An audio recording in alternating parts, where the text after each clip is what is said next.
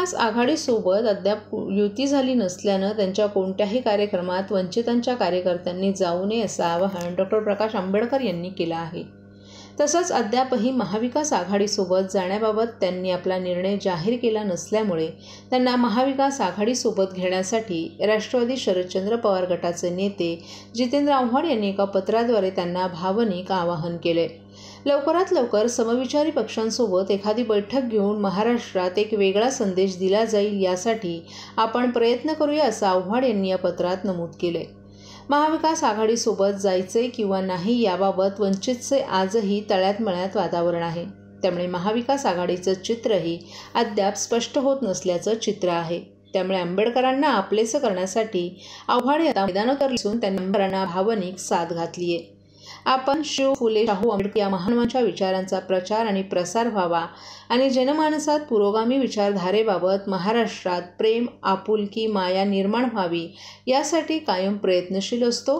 आपण जरी राष्ट्रवादी शरदचंद्र पवार या पक्षाचे कार्यकर्ते असलो तरी आपल्या काही वैयक्तिक भूमिका आहेत.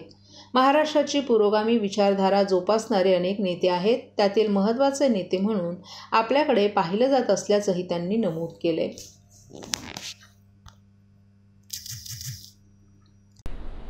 धूळ चारावी लागेल आणि मला नाही वाटत की प्रकाश आंबेडकर साहेबांचे काही दुसरे विचार ते पण ह्याच विचारावर आहे की संविधान वाचायला पाहिजे. ठीक आहे, थोडंसं पुढे मागे होतं ते करून आम्हाला दोघं एकत्र आलो तर सगळं व्यवस्थित होईल. सगळ्या फॉर्म्युला तय हो, तुम्ही काय घाबरू नका. अहो जाऊ द्या हो, अंतिम यादी यायला वाढ बघा ना. शांतपणाने सगळं शांतपणाने बोलतो.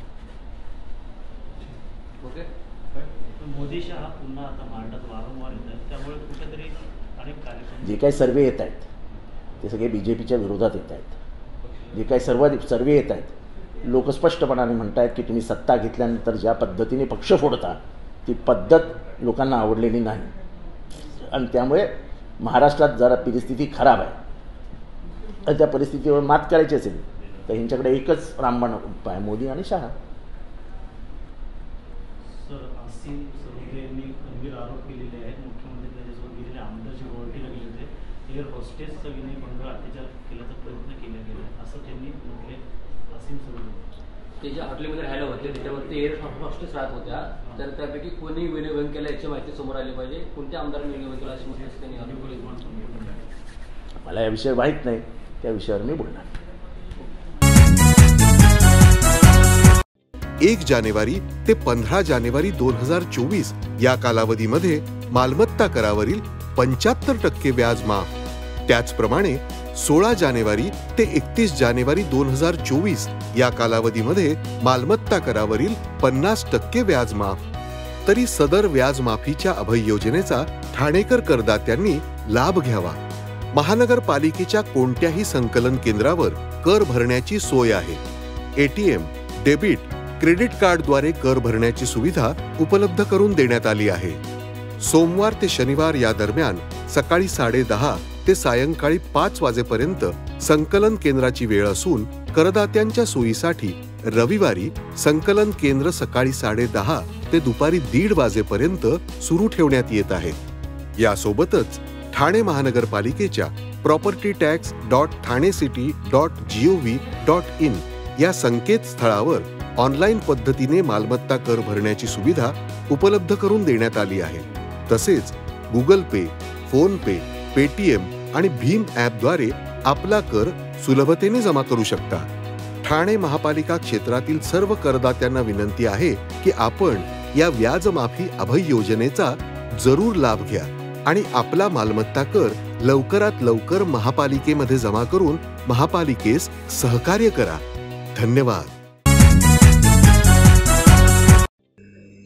काँग्रेसचे नेते राहुल गांधी यांच्या नेतृत्वाखाली झालेल्या भारत जोडो यात्रेदरम्यान विविध घटकातील नागरिकांकडून मिळत असलेला उल्लेखनीय प्रतिसाद पाहून केंद्रात सत्ताधाऱ्यांकडून या न्याय यात्रेला अडथळे आणण्याचा प्रयत्न होत असल्याचा आरोप महाराष्ट्र प्रदेश काँग्रेस सेवादल अध्यक्ष विलासराव औताडे यांनी केला आहे. ठाणे शहरातही भारत जोडो न्याय यात्रा 16 मार्च रोजी पोहोचत असून या यात्रेत सेवादल महत्त्वाची भूमिका बजावणार असल्याची माहिती त्यांनी यावेळी दिली आहे.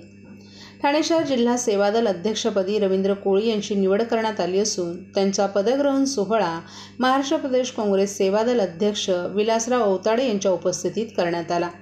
यावेळी महाराष्ट्र प्रदेश काँग्रेस सरचिटणीस मनोज शिंदे, महाराष्ट्र प्रदेश काँग्रेस सेवादल उपाध्यक्ष शेखर पाटील, शहर काँग्रेसचे मुख्य प्रवक्ते सचिन शिंदे, ओबीसी विभाग अध्यक्ष राहुल पिंगळे, महाराष्ट्र प्रदेश काँग्रेस सेवादल उपाध्यक्ष प्रकाश पेवेकर, प्रदेश महिला सेवादल अध्यक्षा सविता जाधव, ग्रामीण काँग्रेस सेवादल अध्यक्ष प्रकाश भांगरत, प्रदेश काँग्रेसचे सदस्य सुखदेव घोलप, JB यादव, प्रदेश सहकार विभागाचे उपाध्यक्ष शैलेश शिंदे, महिला काँग्रेसच्या अध्यक्षा स्मिता वैती, असंघटित कामगार अध्यक्ष संदीप शिंदे आदी उपस्थित होते। यावेळी प्रदेश काँग्रेसचे सरचिटणीस मनोज शिंदे यांनी रवींद्र कोळी यांच्यासारख्या अनुभवी कार्यकर्त्यांवर सेवादल काँग्रेसची जबाबदारी दिल्यामुळे काँग्रेस पक्षाला अधिक बळकटी आली असून याचा प्रत्यय लवकरच आपल्या समोर दिसेल असं सांगितलं। या कार्यक्रमात मोठ्या प्रमाणात पदाधिकारी आणि कार्यकर्तेही सहभागी झाले होते।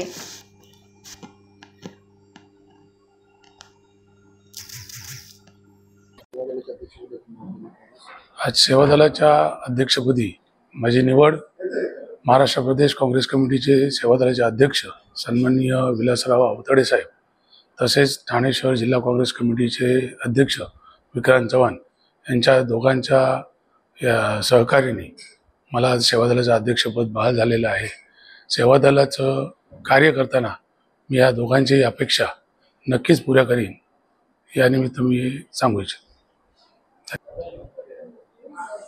येणाऱ्या काळात काँग्रेस सेवादलाच्या माध्यमातून काँग्रेस प्रत्येक घराघरात पोहोचेल यासाठी आमचे काही कार्यक्रम आहेत ते आम्ही राबवण्याची पूर्ण तयारी करणार आणि आमचे कार्यक्रम तसे चालू आहेत।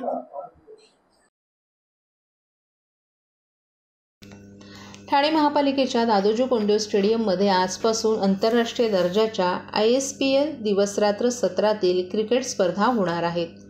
यासाठी पुढील 10 दिवस स्टेडियममध्ये सर्वसामान्य नागरिकांसाठी, अभ्यंगतांसाठी आणि ज्यांची कार्यालय आणि गाळे स्टेडियममध्ये आहेत त्यांना प्रवेश बंद करण्यात आला आहे। मोठ्या संख्येनं प्रेक्षक हे सामने बघण्यासाठी येणार आहेत। संपूर्ण सुरक्षा ही खाजगी संस्थेच्या हाती जाणार असल्यानं या 10 दिवसात दादोजी कोंडदेव स्टेडियममध्ये खाजगी संस्थांना प्रवेश बंद करण्यात आला आहे। दुपारी 12:30 नंतर कोणालाही स्टेडियममध्ये प्रवेश किंवा आपला वाहन पार्क करता येणार नसल्याचं पालिका प्रशासनाच्या वतीनं स्पष्ट करण्यात आले। ठाणे महापालिकेच्या दादोजी कोंडदेव स्टेडियमचं नूतनीकरण करण्यात आलं असून स्टेडियमचा पूर्ण कायापालट करण्यात आलाय। कोट्यावधी रुपयांचा खर्च करून या ठिकाणी फ्लड लाईट्स देखील लावण्यात आल्या आहेत। त्यानंतर या ठिकाणी अनेक मोठे खेळाडू देखील सराव करून गेले आहेत। स्पर्धांचं आयोजन दिवस आणि रात्र सत्रात होणार असल्यानं दुपारी 12:30 वाजल्यानंतर स्टेडियममध्ये कोणासही प्रेक्षागृहाच्या प्रवेशद्वारातून प्रवेश करता येणार नाही। 5 ते 15 मार्च या कालावधीपर्यंत दुपारी 12:30 नंतर स्टेडियममधील सर्व गाळे बंद ठेवण्याच्या सूचना सर्व गाळेधारकांना ठाणे महापालिकेच्या वतीनं देण्यात आल्यात।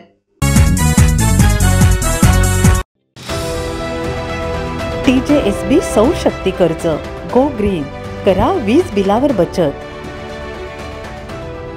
आकर्षक व्याजदर, 84 महिने परतफेड कालावधी, 80% लोन, व्यावसायिक आणि उद्योजकांकरता सुद्धा। अधिक माहितीसाठी तुमच्या जवळच्या शाखेला भेट द्या किंवा संपर्क साधा 1800-223-466 आणि 1800-266-3466।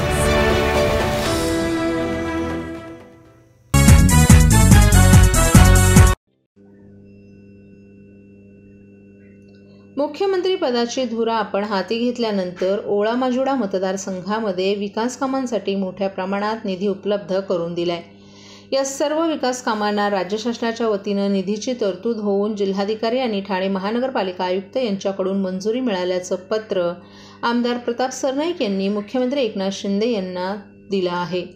या विकास कामांमध्ये नागलाबंदर येथील खाडी किनारा विकसित करणं, पोखरण रोड नंबर 2 येथील लक्ष्मीनारायण रेसिडेन्सीच्या सुविधा भूखंडावर मराठा भवन उभारणं, लिटिल फ्लॉवर शाळेसमोरील आरक्षित जानकादेवी मैदानाला कुंप, भिंत आणि लेवलिंग करून सुशोभीकरण करणं, शिवाजीनगर येथील सुधाकर वामनराव चव्हाण इमारतीचं भूमिपूजन करणं, वसंत विहार येथील स्थानिक नागरिकांसाठी पार्किंग, बँक्वेट हॉल तसंच चिंतामणराव देशमुख प्रशिक्षण संस्थेचं भूमिपूजन, लोकमान्य नगर येथील सिद्धिविनायक पुनर्वसाहत, समतानगर येथील मिलियन हाऊसिंग सोसायटी, आनंदराम नगर येथील राजीव गांधी नगर या वसाहतींचा विकास करणं तसंच MMRDA तर्फे करण्यात येणाऱ्या घोडबंदर रोडच्या सर्व्हिस रस्त्याचं कॉन्क्रिटीकरण करणं या सर्व विकास कामांचा शुभारंभ करण्यासाठी लोकसभा 2024च्या निवडणुकीच्या आचारसंहिता लागू करण्यापूर्वी आपण आपली वेळ द्यावी अशी नम्र विनंती या पत्रामध्ये आमदार प्रताप सरनाईक यांनी मुख्यमंत्र्यांना केली आहे.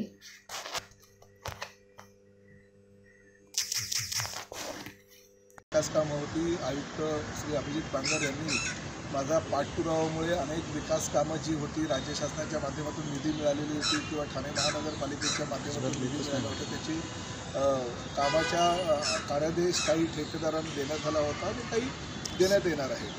आचारसंहिता लागण्यापूर्वी सगळ्या कामांचं भूमिपूजन व्हावं अशी मी माननीय मुख्यमंत्री श्री एकनाथ शिंदे साहेब यांच्याकडे मागणी केलेली आहे आणि आचारसंहितेपूर्वी माझ्या मतदारसंघातील अनेक विकास कामांचं भूमिपूजन करण्याचा आग्रह मी धरलेला आहे. ते वेळ देतील ह्याच्यामध्ये काही वाद नाही, परंतु तत्पूर्वीसुद्धा काही कामांच्या वर्क ऑर्डर झालेल्या होत्या. त्या संदर्भात आयुक्तांची आज मी भेट घेतली आणि त्यांनी ह्या पुढल्या 2 दिवसांमध्ये तातडीनं सगळ्या वर्क ऑर्डर आम्ही संबंधितांना देऊ आणि जागेवर कामही चालू करू असं आश्वासन मला दिलं. आणि त्याचबरोबर त्यांनी ही गोष्ट सांगितली की आचारसंहिता पुढल्या आठवड्यामध्ये लागणार असल्याकारणानं शुक्रवार, शनिवार, रविवार जे 3 दिवस सुट्टीचे आहे त्याही दिवशी आम्ही कामं करणार आहोत. कारण बजेट आम्हाला सादर करायचं आहे आणि बजेट सादर करताना आम्ही सगळ्या अधिकाऱ्यांच्या बैठकी घेतलेल्या आणि तत्पूर्वी 3 महिने आचारसंहितेच्या काळामध्ये ठाणे शहरातील काही नागरी विकास कामं अडकायला नको त्यामुळे आम्ही प्रयत्न करतो आहे. आणि मी आयुक्त अभिजित बांगर यांचं मनापासून अभिनंदन करेन की ठाणे महानगरपालिका हद्दीतील लोकमान्यनगर, समतानगरमध्ये जे विस्थापितांचं पुनर्वसन करण्यात आलं होतं आणि त्यापैकी अनेक घरं जी आहेत ती धोकादायक झाल्यामुळे ती कोसळली होती, काही लोकांचे अपघात झाले होते, इजा झाली होती. तर त्या संदर्भात मी त्या पुनर्वसन वसाहतीच्या साठी पाठपुरावा करत होतो. त्यालासुद्धा माननीय आयुक्तांनी मंजुरी दिली आणि त्या संबंधित ठेकेदाराला कार्यादेश दिल्यामुळे माननीय मुख्यमंत्र्यांच्या हस्ते त्याचंही भूमिपूजन करणार आहे. कारण जवळजवळ 25 वर्ष त्या लोकांचं पुनर्वसन हे रखडलं होतं आणि आज महापालिकेच्या माध्यमातून ठेकेदार निश्चित झाल्यामुळे प्रत्येकाला, सर्वसामान्य जो रस्ता रुंदीकरणामध्ये बाधित झालेला नागरिक होता त्याला आता हक्काचं पक्कं 323 स्क्वेअर फुटाचं घर हे महापालिकेच्या माध्यमातून मिळणार आहे. त्यामुळे त्या गोष्टीचा मला अधिक मोठा आनंद आहे.